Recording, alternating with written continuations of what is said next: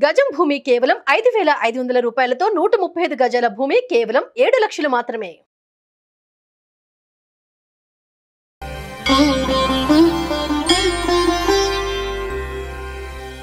జై శ్రీకృష్ణ.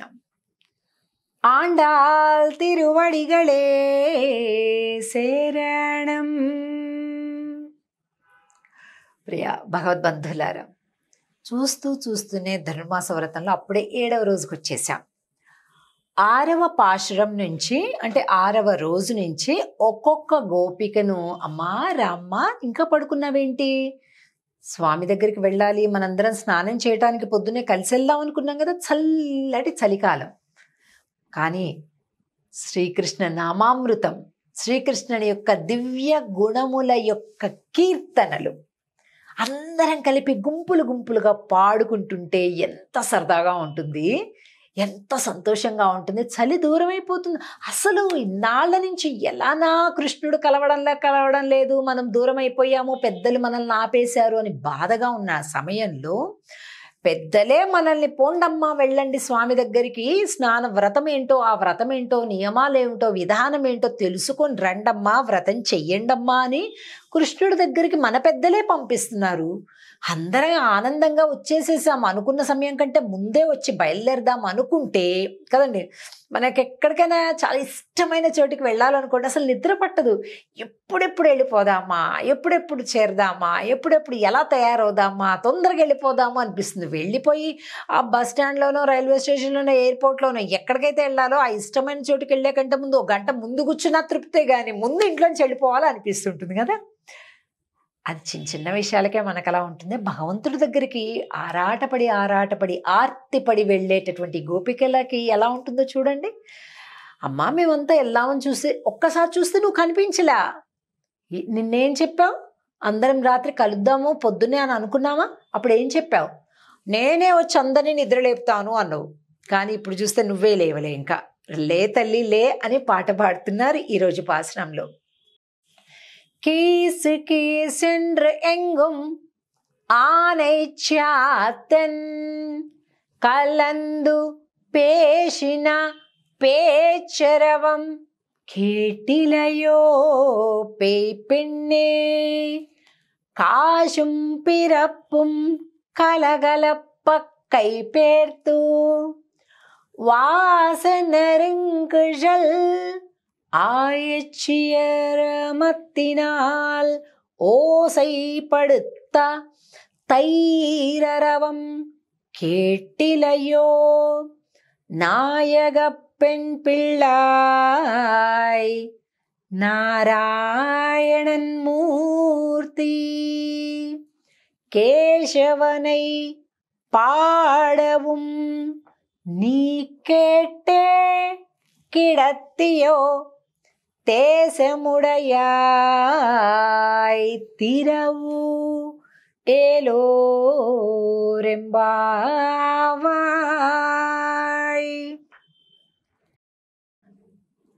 ఈ గోపిక లోపల పడుకొని ఉంది, ఇంకా లేవలే.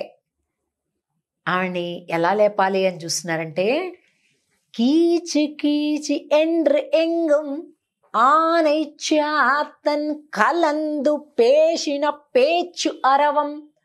కిచకిచా కిచకిచా కిచకిచా భరద్వాజ పక్షులు మాట్లాడుకుంటున్నాయి కదా. అసలు చూడండి ఎంత బాగుంటుందో ప్రకృతి. పొద్దునవ్వగానే ఈ పక్షులు కిచకిచి కిచకిచి కిచి ఒకటే మాట్లాడుకుంటాయండి. ఆ మగపక్షి ఆడపక్షి ఎందుకో తెలిసిన, ఆహార సముపార్జన కోసం ఎగిరి వెళ్ళిపోతాయి.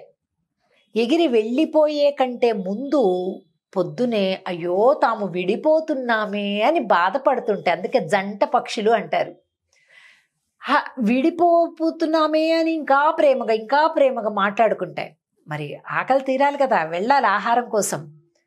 మళ్ళీ తిరిగి సూర్యాస్తమయం తర్వాత గూటికి చేరుకుంటాయి. అప్పటి వరకు బతకాలి కదా, కనుక ప్రేమగా ఒకరికొకరు ముచ్చట్లాడుకుంటాయి. మళ్ళీ ఎవరి తోవన వెళ్ళిపోతాయి. మళ్ళీ సాయంత్రం గూటికొచ్చి చేరతాయి. మళ్ళీ వచ్చాక చాలా ప్రేమగా ఒక్కొక్కరు ఆహారాన్ని పిల్లలకి పంచుతూ అవి కూడా తింటాయి కలిసి. చూడండి ఎంత బాగుందో. ఈ మనుషులకే వచ్చిందండి. ఆఫీస్కి బయలుదేరే వరకు కొట్లాటలే, మళ్ళీ వచ్చాక కొట్లాటలే.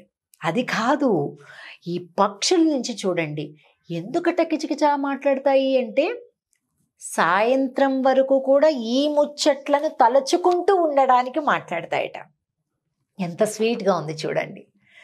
అమ్మా, మనం కూడా స్వామి యొక్క లీలలు, స్వామి యొక్క గుణములు, స్వామి యొక్క చేష్టతాలు అలాగా మాట్లాడుకోవాలి.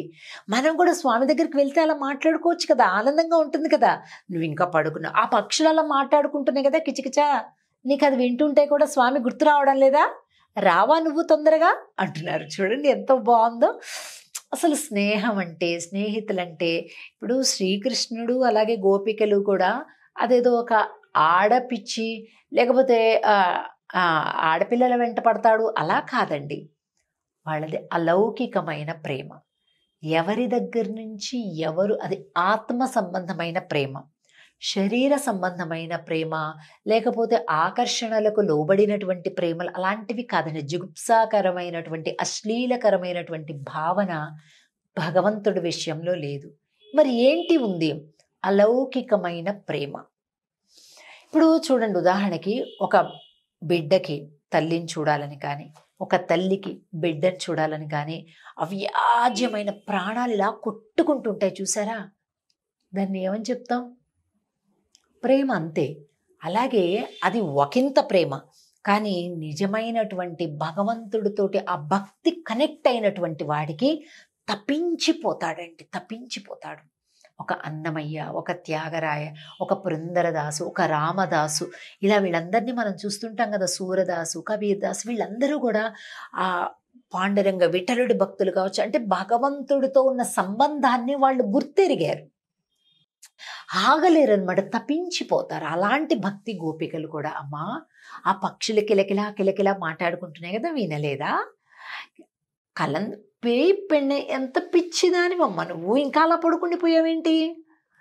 ఇంకా తెల్లవారలేదేమో అని అలా పడుకున్నాను. కొద్ది చలికాలం అంతే కదండి, వెంటనే పట్టాన్ని లేవాలనిపించదు. అలాగే ఇంకా ముసుగు తన్ని పడుకుంది లోపల గోపిక.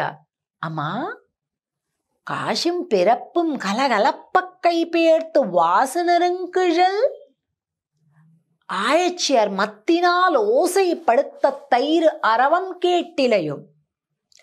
గోపకాంతలందరూ కూడా నందవ్రజంలో పొద్దున్నేస్తే ఏం చేస్తారండి వాళ్ళు? ఆ పెరుగునంతా కూడా మజ్జిగ చేయడం, ఆ మజ్జిగనంతా కుండల్లో పోయడం, ఆ కవ్వం పెట్టేసి చిలకడం. ఆ పెరుగు ఎలా ఉందంట? గట్టిగా ఉందంటండి. ఈ పాస్టర్లో అలా చెప్తున్నారు చూడండి. అసలు మనకు ఊహకు కూడా అందదు ఇలా ఎలా ఉంటుందో. కుండలలో పెరుగు ఉంటే ఆ పెరుగులోకి ఇట్లా కవ్వం దించాలంటే బలం చాలటలేదట. అంత గట్టి గడ్డ పెరుగు అనమాట. మనకైతే అసలు కళ్ళ కూడా తెలియదు అలాంటివి కదండి. అలాంటి గడ్డ పెరుగులోకి ఇలాగ దించుతున్నారంట, బలవంతా ఉపయోగించి కవ్వాన్ని దించి. ఇంకా దించడమే ఒక కష్టం అనుకుంటే దాన్ని ఇలా ఇలా తిరగాలి అంటే ఎంత కష్టం అండి. బలమంతా అంటుంటే పైట కింద పడిపోతుందంట. ఇక్కడ అన్ని రకరకాల పూసల దండలు, మంగళసూత్రాలు, అన్ని గొలుసులు ఇట్లా నిండా ఉన్నాయంట, మెడ నిండా. అవన్నీ ఇలా ఇలా ఇలా ఇలా అన్ని కదిలి సౌండ్ వస్తుందంట. అన్ని ఆభరణాలు వేసుకున్నారంట గోపకాంతలు. ఇలా అంటుంటే ఇక్కడ చేతికుండే అరవెంకీలు, ఇక్కడ నడుముకుండే ఆభరణాలు, ఇక్కడ ఉండేటటువంటి తాళిబొట్టు, తట్టబొట్టు, పూసల గొలుసులు ఇవన్నీ కూడా ఇలా ఇలా కదులుతున్నాయంట. ఎందుకంటే కవ్వాన్ని ఇలా ఇలా అంటున్నారట.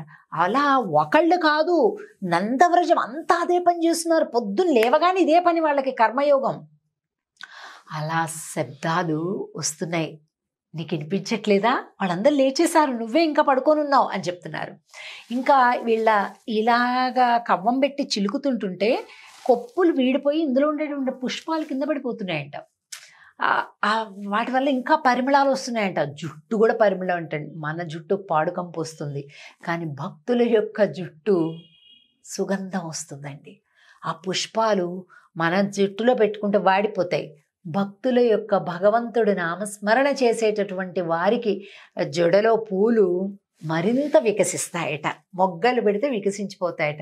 చూడండి, ఇప్పుడు ఒక్కటే మాల మీ ఇంట్లో భగవంతుడికి మెడలో వెయ్యండి, అదే సమయంలో ఇంకో చిన్న ముక్క మీరు తలలో పెట్టుకోండి, మీది ఎంతసేపులో నల్లగా చండాలంగా అయిపోతుందండి. ఒక 3-4 గంటల్లో భగవంతుడి మెడలో వేసి చూడండి, తెల్లారి పొద్దున్న దాకా అలాగే ఉంటుంది. అది అది ఒక్క భగవంతుడికే కాదు, భగవంతుడిని విశ్వసించి ప్రేమించినటువంటి భక్తులకి కూడా అలాంటి ఒక చక్కటి తాజాదనం ఉంటాయన్నమాట. అలా ఉన్నారమ్మా, నువ్వేంటమ్మా ఇంకా పడుకున్నావు, రా తల్లి, నువ్వే నాయకురాలివి, మా గ్రూప్ మొత్తానికి నువ్వు లీడర్ అలా ఇంట్లో ఉండొచ్చా దా అంటున్నారు. ఇది పిలిచే విధానం. చక్కగా భగవంతుడు గుణసంధానం కీర్తన కోసం రా తల్లి అందరం పాడుకుందాం పాటలు అంటున్నారు. తిరిగి రేపటి రోజు 8వ పాశురంతో కలుద్దాం. ఆండాల్ తిరువడిగళే శరణం. జై శ్రీకృష్ణ.